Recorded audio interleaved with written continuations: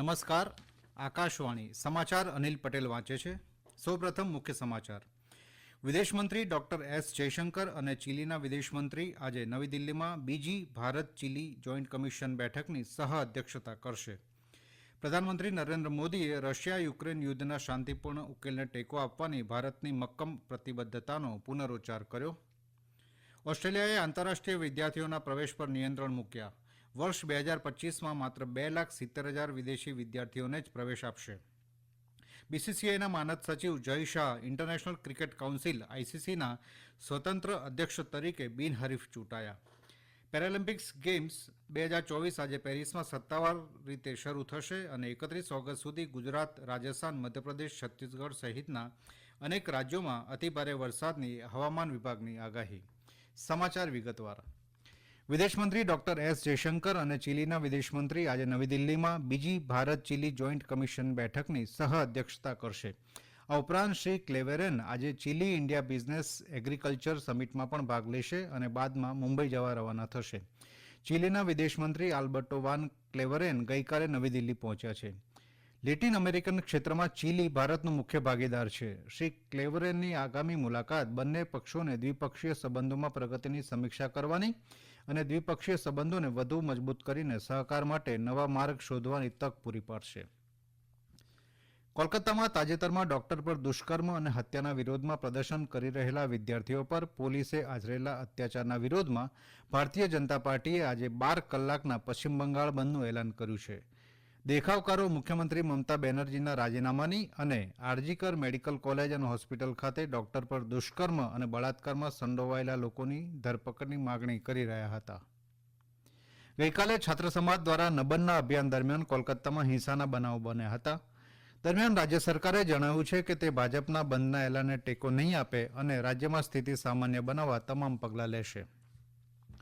પ્રધાનમંત્રી નરેન્દ્ર મોદીએ રશિયાના રાષ્ટ્રપતિ વ્લાદિમીર પુતિન સાથે ગઈકાલે ફોન પર વાત કરી હતી.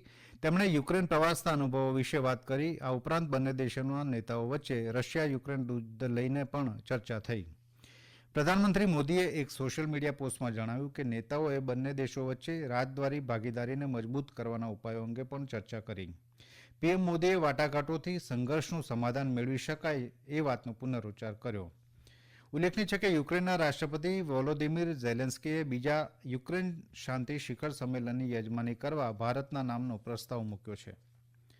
કેન્દ્રીય માહિતી અને પ્રસારણ રાજ્યમંત્રી ડોક્ટર એલ મુરુગને જણાવ્યું છે કે ભારતીય માહિતી સેવા આઈઆઈએસ અધિકારીઓ વિકસિત ભારત 2047ના લક્ષ્યાંકને પૂર્ણ કરવામાં મહત્વપૂર્ણ ભૂમિકા ભજવી રહ્યા છે. ડોક્ટર મુરુગન મંગળવારે Indian institute of mass communication IIMC ખાતે ભારતીય માહિતી સેવા જૂથ એના વર્ષ 2020, 21 અને 22ની બેચના તાલીમ સમાપન સમારોહને સંબોધિત કરી રહ્યા હતા.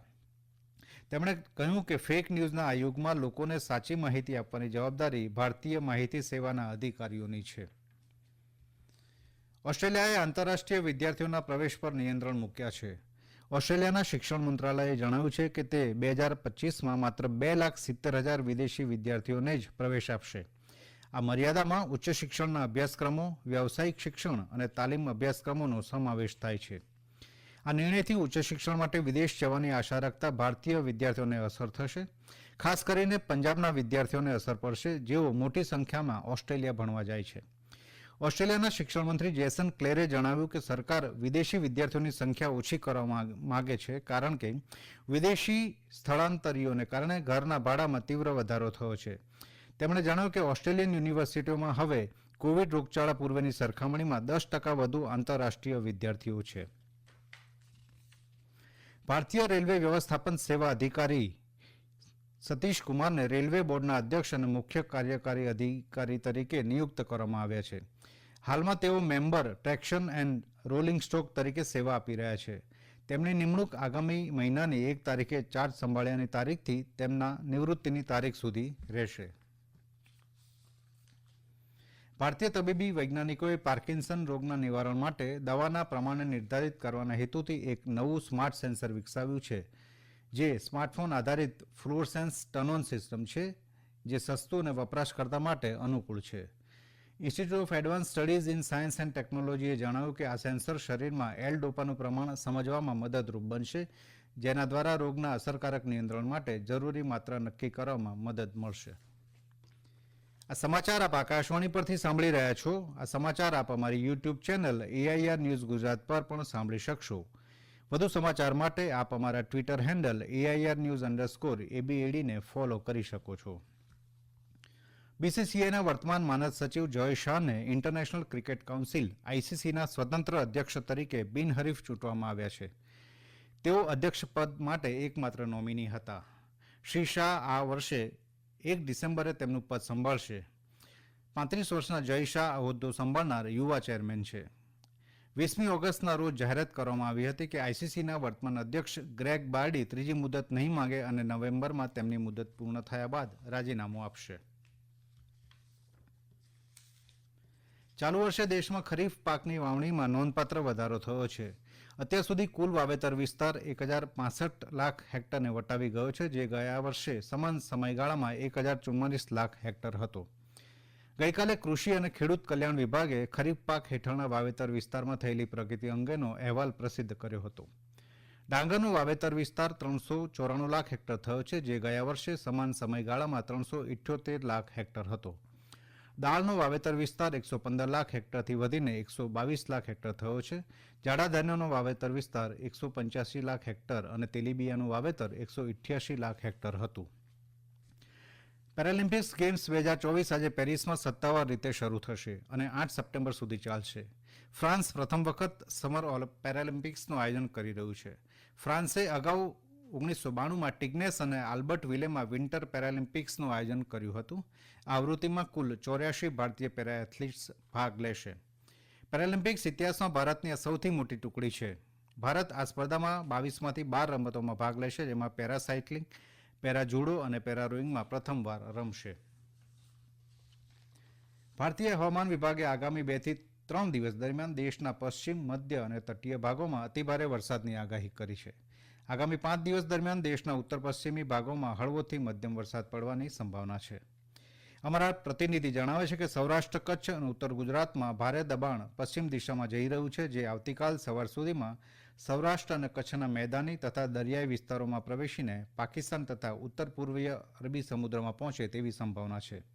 આના કારણે 31 ઓગસ્ટ સુધી ગુજરાત, સૌરાષ્ટ્ર અને કચ્છ, રાજસ્થાન, તટીય કર્ણાટક, કેરળ, માહે, ઝારખંડ, કોંકણ અને ગોવા, ઓડિશા, મધ્યપ્રદેશ, છત્તીસગઢ, તેલંગાણા અને આંદામાન નિકોબારમાં અત્યંત ભારે વરસાદ પડશે.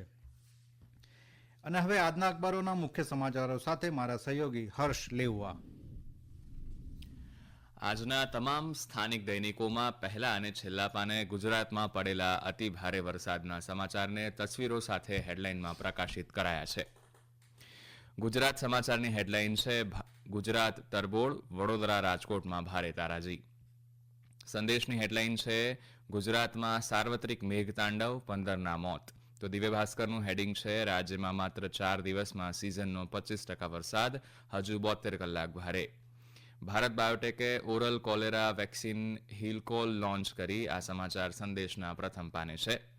ICCના ચેરમેન પદે જય શાહની બિનહરીફ નિયુક્તિના સમાચાર times of India, Divya Bhaskar, નવ ગુજરાત સમાચાર અને ઇન્ડિયન એક્સપ્રેસે પ્રથમ પાને પ્રકાશિત કર્યા છે.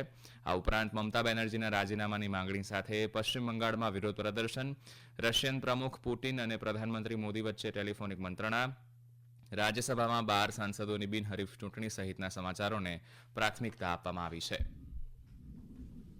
અંતમાં મુખ્ય સમાચાર ફરી એકવાર. વિદેશમંત્રી ડોક્ટર S જયશંકર અને ચીલીના વિદેશમંત્રી આજે નવી દિલ્હીમાં બીજી ભારત ચીલી જોઈન્ટ કમિશન બેઠકની સહ અધ્યક્ષતા કરશે. પ્રધાનમંત્રી નરેન્દ્ર મોદીએ રશિયા યુક્રેન યુદ્ધના શાંતિપૂર્ણ ઉકેલને ટેકો આપવાની ભારતની મક્કમ પ્રતિબદ્ધતાનો પુનરોચ્ચાર કર્યો. ઓસ્ટ્રેલિયાએ આંતરરાષ્ટ્રીય વિદ્યાર્થીઓના પ્રવેશ પર નિયંત્રણ મૂક્યા. 2025માં માત્ર 2,70,000 વિદેશી વિદ્યાર્થીઓને જ પ્રવેશ આપવાનો નિર્ણય. BCCIના માનદ સચિવ Jay Shah international cricket council ICCના સ્વતંત્ર અધ્યક્ષ તરીકે બિનહરીફ ચૂંટાયા. પેરાલિમ્પિક્સ ગેમ્સ 2024 આજે પેરિસમાં સત્તાવાર રીતે શરૂ થશે અને 31 ઓગસ્ટ સુધી ગુજરાત, રાજસ્થાન, મધ્યપ્રદેશ, છત્તીસગઢ સહિતના અનેક રાજ્યોમાં અતિભારે વરસાદની હવામાન વિભાગની આગાહી. આકાશવાણી પરથી સમાચાર પૂરા થયા. નમસ્કાર.